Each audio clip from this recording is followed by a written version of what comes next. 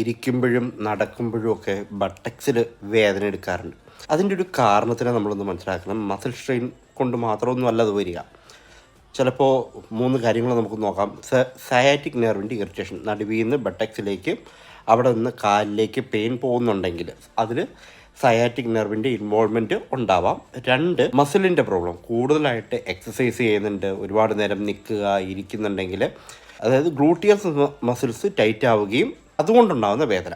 ഇനി 3, ഹിപ്പിൻ്റെ problem, buttocks പെയിനിനൊപ്പം തന്നെ back pain, stiffness അല്ലെങ്കിൽ മൂവ്മെൻറ്റ് ബുദ്ധിമുട്ടായിട്ടൊക്കെ തോന്നുന്നുണ്ടെങ്കിൽ സ്പൈൻ. അപ്പോൾ ആ ഹിപ്പിനെ പരിശോധിച്ചാൽ മാത്രമേ നമുക്കത് അറിയാൻ പറ്റത്തുള്ളൂ.